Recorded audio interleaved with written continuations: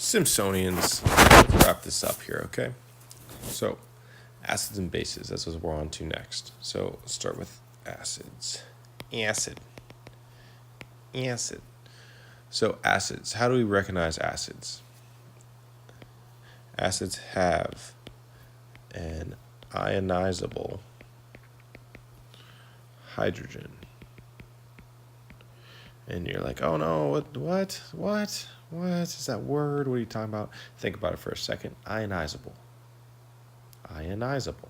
Something that can be ionized. What's an ion? Charged atom, right? So an ionizable hydrogen means a hydrogen that would be taken away and ionized. So an example of an acid would be HCl. This H can be taken away. So the key to recognizing a hydrogen, the key to recognizing an acid is that it has a hydrogen out front that can be broken up, and you can get H+. This is a hydrogen ion, cation or anion. Cation, it's positive. All right, it breaks up into its two parts. Okay, the stronger it is, the more readily it breaks up into its two parts. So a strong acid will dissociate completely. All right, the pH range of acids, 1 to 6. Lower pHs are acidic.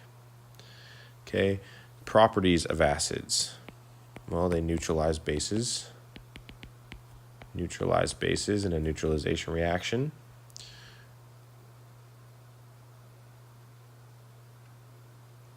Okay, acids are going to react with water more readily than bases. And they also taste sour. So things that taste sour, like citrus and whatever, are acidic. Okay, now bases.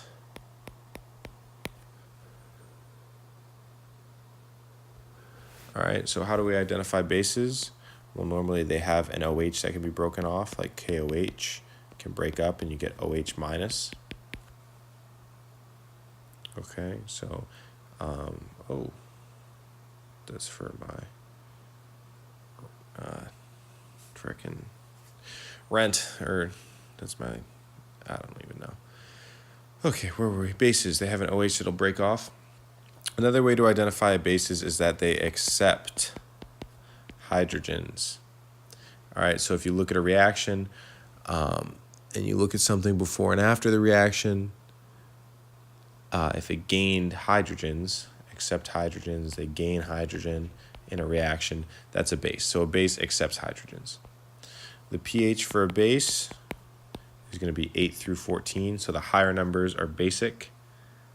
The higher the pH, the more OH there is.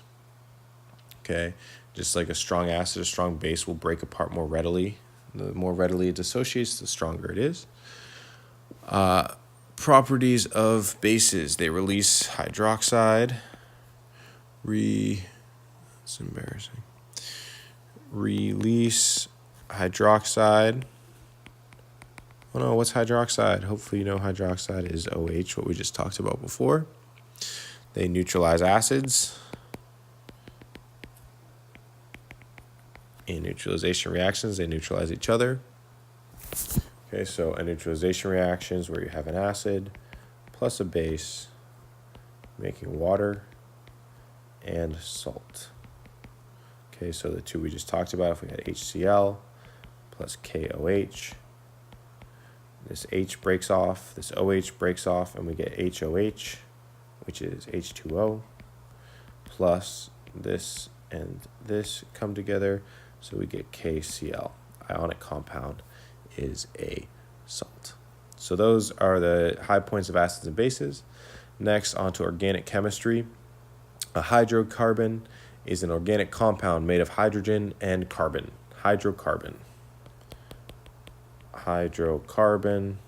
something made out of hydrogen and carbon. That's it. Functional groups. Functional groups are specific groups of atoms with the molecules arranged in a specific manner.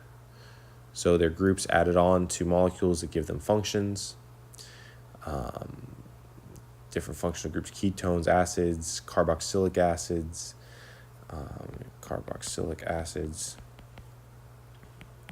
So it's something added on to a molecule that gives it function, that allows it to do things. Specific groups of atoms within molecules arranged in a specific manner. You can add to that, and it gives them functions if you want. Okay, let's move on to the two types of bonds. So first off, ionic bonds. Okay, ionic bonds, what are they made up of? What makes up an ionic bond? Whenever you think ionic, think back to sodium chloride. Okay, our classic table salt ionic bond. So ionic bonds are made up of a metal and a non-metal. Metal and a non-metal combine to make an ionic bond. Whenever you see a metal and a non-metal, and hopefully we know where metals are all on the left side of the periodic table. This side, metals, over here, non-metals. So when we have a metal and a non-metal, it's ionic. That's an ionic compound. Properties of ionic compounds. Properties. They have high melting / boiling points. It's hard to break those bonds and melt them or boil them. They're normally solids at room temp.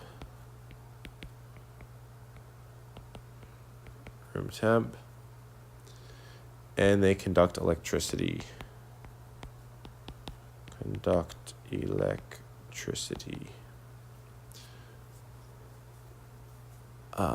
When in solutions or melted. So a solution of ionic compounds will conduct electricity, like salt water conducts electricity better than regular water. Okay, so one thing I wanted you to note of for ionic compounds is the crisscross. So when we get to atoms in ionic compound, like if we had magnesium, chloride, let's say, we identify the charges. So magnesium and chlorine, and then we crisscross. Okay, so we get Mg1Cl2, which is just MgCl2. All right, so that's what crisscross is. Put that in words for that one. Okay, for the naming rules, you can go back in your notebook and reference this, but you split the formula after the metal, so you break it apart. You identify the two ions that make it up. Then you write the cation first, you write the anion second, and you change the anion's name, change the ending to "ide." Or you add the correct Roman numeral if it's a transition metal.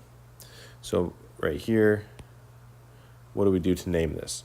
We split it up, split the formula after the metal. We identify our ions.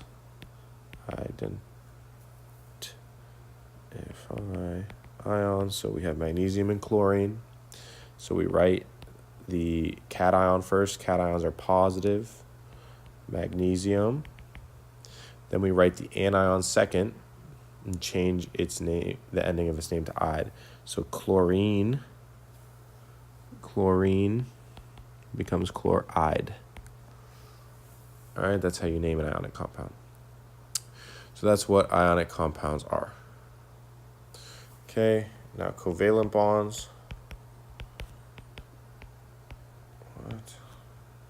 Bonds. Okay, so this is made up of non-metals. Okay, so no metals here, just non-metals. A lot of times one of those non-metals is going to be hydrogen. We see a lot of hydrogen bonded to stuff for covalent bonds. The properties: low boiling points. They are normally liquid or gas at room temperature.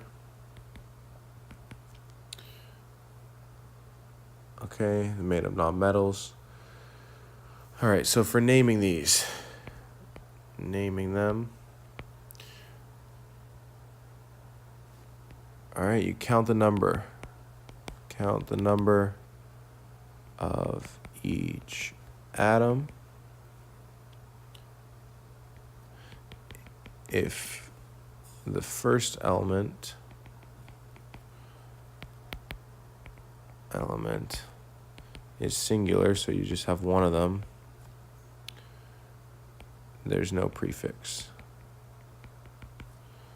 No prefix.